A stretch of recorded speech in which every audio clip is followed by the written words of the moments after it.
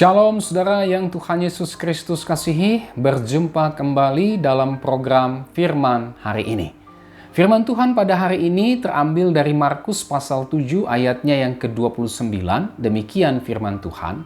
Maka kata Yesus kepada perempuan itu, karena kata-katamu itu, pergilah sekarang sebab setan itu sudah keluar dari anakmu. Nah saudara, perikop ini menceritakan tentang kehadiran Tuhan Yesus di daerah Tirus yang merupakan daerah dari bangsa-bangsa yang tidak mengenal Allah. Yesus sengaja untuk menyembunyikan dirinya ketika Yesus berkunjung ke tempat itu agar tidak ada orang yang tahu kedatangannya di daerah tersebut. Tetapi saudara, rupanya kehadirannya tersebut tidak dapat disembunyikan. Dan orang pada akhirnya mengetahui kehadiran Yesus di tempat itu. Dan kita melihat ada seorang ibu yang anaknya perempuan kerasukan setan. Dia datang kepada Yesus, memohon kepada Yesus supaya Tuhan Yesus membebaskan anaknya yang kerasukan setan tersebut. Nah, dalam percakapan Tuhan Yesus dengan ibu yang anaknya kerasukan setan ini, kita melihat sepertinya ada kesan seolah-olah Tuhan Yesus enggan untuk menyembuhkan anaknya yang kerasukan setan tersebut. Saudara, mungkin Tuhan Yesus sedang menguji iman ibu ini. Dan benar saja, Yesus melihat iman yang besar dari ibu yang anaknya kerasukan setan ini. Tuhan Yesus berkata, karena kata-katamu itu. Di dalam kata-kata ibu dari seorang perempuan yang kerasukan setan ini, Yesus melihat iman dari ibu itu. Sehingga Tuhan Yesus berkata, karena kata-katamu itu, pergilah sekarang sebab setan itu sudah keluar dari anakmu. Saudara, Tuhan Yesus melihat ada iman di dalam perkataan ibu yang anaknya kerasukan setan tersebut.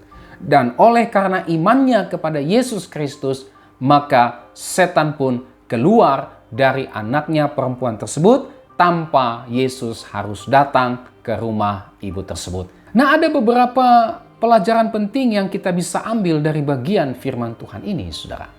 Yang pertama adalah, hendaklah kata-kata kita ini merupakan kata-kata yang menunjukkan bahwa kita ini adalah orang-orang yang beriman kepada Kristus. Saudara, sebagai orang yang beriman kepada Kristus, biarlah kata-kata kita ini adalah kata-kata yang menunjukkan bahwa kita ini adalah orang-orang yang beriman kepada Kristus. Biarlah kata-kata kita ini menjadi kesaksian kepada semua orang bahwa kita adalah pengikut Kristus, bahwa kita adalah orang yang percaya dan beriman kepada Kristus. Dan itu dibuktikan dengan kata-kata kita, kata-kata yang membangun dan bukan menjatuhkan. Kata-kata yang menguatkan, kata-kata yang menghibur, kata-kata yang membangkitkan semangat, kata-kata yang membangkitkan pengharapan, saudara. Kata-kata yang suci dan bukan kata-kata yang kotor.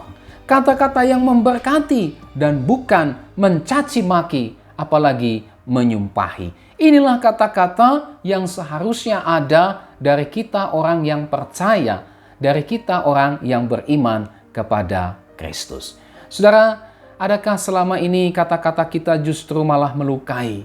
Kata-kata kita justru malah menyakiti hati, perasaan suami, istri, anak, orang tua, atau sesama kita.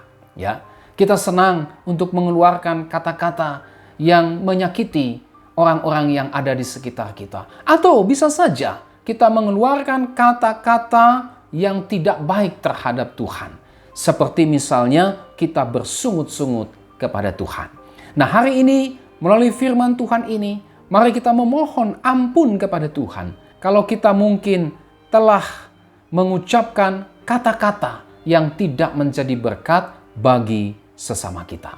Hari ini mari kita menjaga kata-kata kita dengan bersandar kepada pertolongan Roh Kudus, sehingga melalui kata-kata kita orang dikuatkan, orang dihiburkan, orang disadarkan, orang dituntun kepada kebenaran, orang diberkati melalui kata-kata kita sebagai orang yang beriman kepada Kristus. Pelajaran kedua yang kita bisa ambil dari bagian ini, saudara. Mari kita mengaku dengan kata-kata kita dan percaya dalam hati kita bahwa hanya Yesus Kristus sajalah Allah yang sejati. Hanya Yesus Kristus sajalah juru selamat umat manusia. Karena Dia Allah yang berkuasa atas apapun juga, termasuk atas pergumulan hidup kita, termasuk juga atas dosa-dosa kita, termasuk juga atas setan-setan. Mari kita datang kepada Yesus.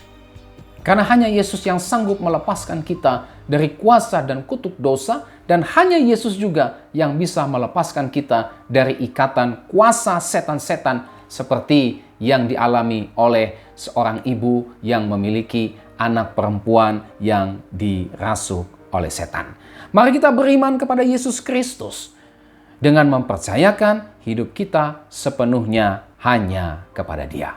Tuhan Yesus memberkati kita dengan firman-Nya pada hari ini, dan shalom.